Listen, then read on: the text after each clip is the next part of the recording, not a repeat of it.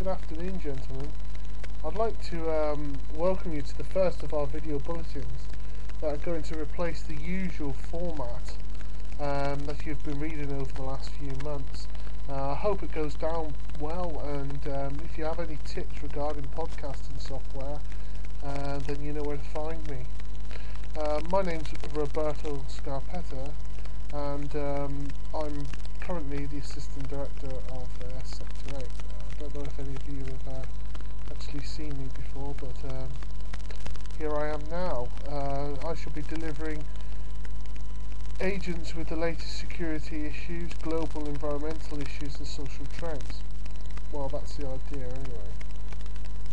First of all, I'd like to welcome Special Agent Gabriel Chuanella, who has recently joined Covert Operations. Warm welcome to him. I'd also like to congratulate everybody on the grand job they're doing with recent events surrounding the branding of Yellow One. I know you're all working hard trying to get me to understand what the hell's going on, but you know, it's like knocking on wood, I'm afraid, guys, but keep it up, because it's slowly sinking in. Anyway, now for the news, I suppose. MI5 mistakenly recruited Al-Qaeda sympathisers who were trying to infiltrate the British Secret Service. Conservative MP Patrick Mercer is demanding a probe into claims that 6 Muslims were thrown out of MI5 because of concerns about their past. 2 of the 6 allegedly attended Al-Qaeda training camps in Pakistan, while the others had unexplained gaps of up to 3 months in their CVs. Iranian election protest trials are underway, and dozens of senior officials and protesters accused of trying to topple Iran's clerical establishment after a disputed presidential election have gone on trial. Former vice presidents, ministers and lawmakers are among more than 100 defendants. Other charges include acting against national security by planning unrest, participating in the Velvet Revolution, attacking military and state buildings, and conspiring against the ruling system.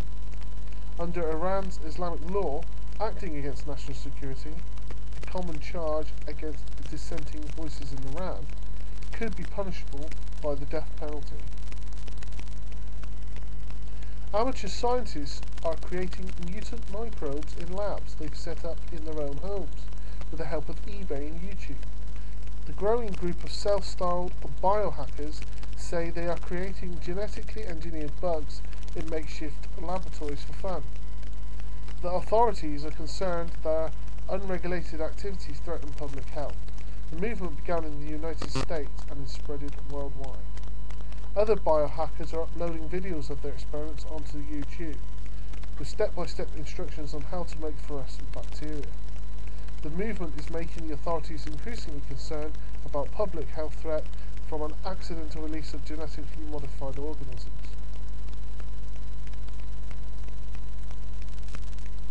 Sarnia residents are planning a cheeky protest against American Electronic Systems. It's testing its newest technology in an 18-metre long balloon equipped with surveillance camera on their city from across the border. The event, Moon the Balloon, is scheduled from 5 PM on August the 15th in Sarnia's Centennial Park. Any Yellow One agent within the area wishing to attend Moon the Balloon may do so, providing they are wearing the Y1 masks and have a Y1 sticker attached to each of their buttocks. Any Canadian with 2 cheeks and a sense of outrage is also invited to join in. The surveillance technology is being tested by the Sierra Nevada Corporation in Port Huron, Michigan, across the St. Clair River from Sarnia. The balloon is a clear violation of privacy and sovereignty, say Sarnia Mayor Mike Bradley, who, though he won't be taking part in the protest, believes greatly in freedom of speech and freedom of expression. Apparently, aromatherapy does work. Cosmetics and natural oil producers will be able to commercially exploit new Japanese research suggesting that aromatherapy the use of fragrant oils to promote health and well-being, does have scientific credibility, in that certain scents really do decrease stress levels. Research published in the Journal of Agriculture and Food Chemistry is the first to find certain fragrances have power to alter gene activity and blood chemistry in ways that can reduce stress levels in rats.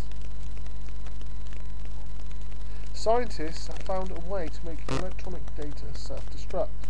The University of Washington researchers have developed a way to make electronic communications such as email, Facebook posts, and chat messages automatically self-destruct, becoming irretrievable from all websites, inboxes, outboxes, backup sites, and home computers. The prototype system, called Vanish, places a time limit on text uploaded to web service through a web browser. After a set time, text written will self-destruct. Even the sender cannot be able to retrieve it. If you care about privacy, the internet today is a very scary place. If people understood the implications of where their email is stored, they might be more careful or not use it as often. Computers have made it virtually impossible to leave the past behind, with people inadvertently uploading data they find embarrassing later. And lastly, I'd like to leave you with a mind trick.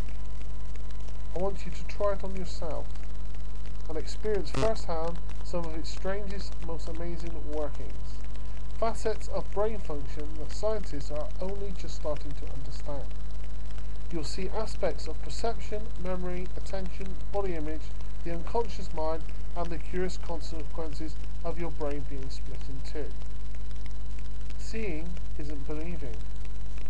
Take a moment to observe the world around you.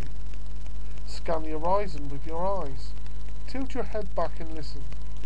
You're probably getting the impression that your senses are doing a fine job of capturing everything that's going on.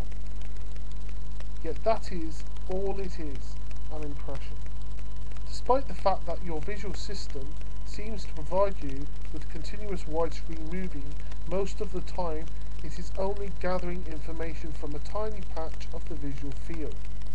The rest of the time it isn't even doing that.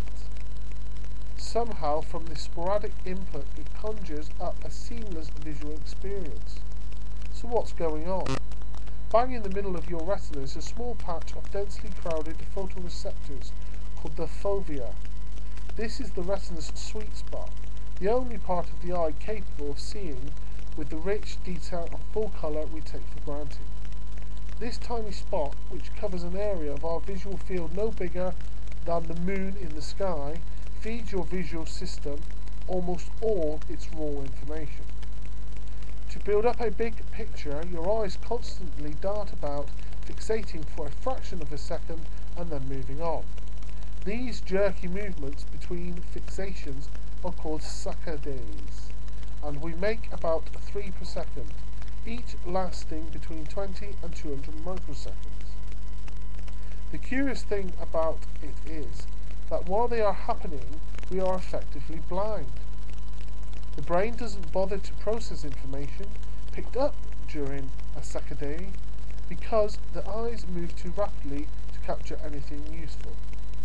All in all, your visual system works like a man blundering around in the dark, waving around a flickering torch with a very narrow beam. Despite the fact you don't normally notice saccades, you can catch them in action. Look at your eyes close up in the mirror and flick your focus back and forth from one pupil to another. However hard you try, you cannot see your eyes move, even though somebody watching you can. That's because the motion is a saccade, and your brain isn't paying attention. Now pick 2 spots in the corners of your visual field and flick your gaze from one to the other and back again. If you're lucky, you'll notice, just barely, a brief flash of darkness. This is your visual cortex clocking off. And this is me clocking off. Roberto Scarpetta, good night, gentlemen.